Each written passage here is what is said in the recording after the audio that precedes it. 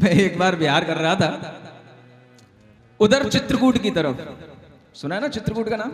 हाँ, उधर बड़ा सुनसान इलाका है। और उधर मैं जब इलाहाबाद से इधर सतना से होते हुए चित्रकूट होते हुए एमपी में प्रवेश किया, तो उधर मैं बिहार करते हुए मैंने देखा कि वहां पर मुझे बहुत सारे साधु मिले।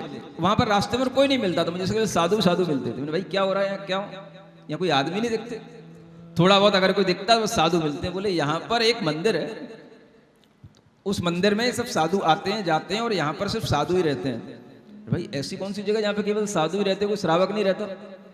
बोले यहाँ सब साधु श्रावक सब बराबर है। मैंने पूछा भाई क्या करते हैं?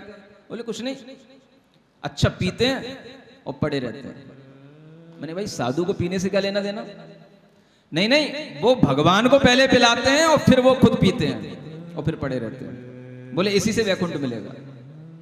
मैंने भाई ऐसे कैसे भगवान? बोले हाँ, हमारे भगवान पीते हैं तो पहले उन्हें पिलाते हैं। क्या पिलाना?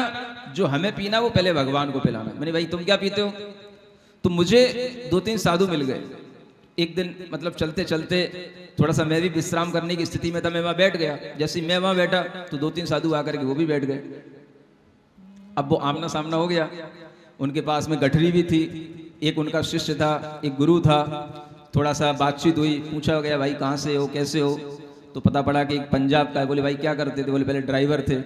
बोले ये हमारा गुरु हमको मिल गया तो हम भी इसके साथ हो गए। तो भाई ये तुम गठरी पे क्या लाते हो? बोले गांजा है। भाई गांजे का क्या काम है यहाँ? बोले इसके बिना तो चलता ही नहीं है। साधु का गांजे से क्या काम?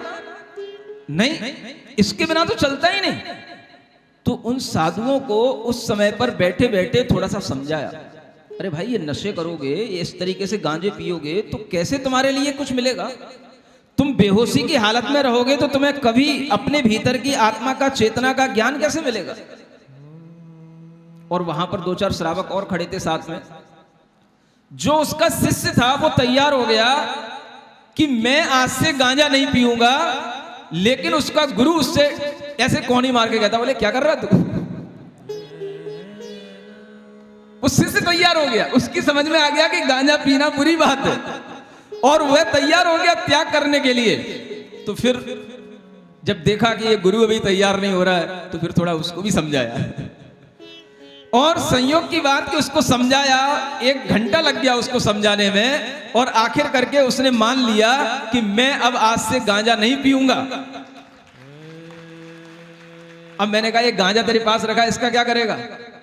अगर तू गांजा नहीं पिएगा तो इसको अपने हाथ से, ये देख ये इधर नाला बह रहा है, इसमें फेंक के देखा, इसको फेंक दे सब।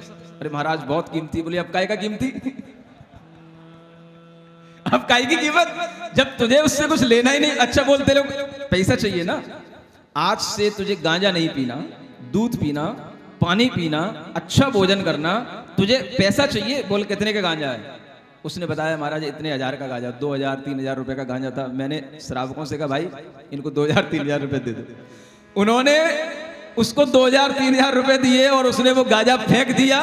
और दोनों गुरु शिष्य बड़े प्रसन्न होकर के फिर आगे बढ़ गए। और वो चेला बड़ा प्रसन्न हुआ, कहने लगा महाराज आपने आज बहुत बड़ा काम करा दिया। मैं कई बार सोचता था कि साधु बन के गांजा पीने का काम क्या है।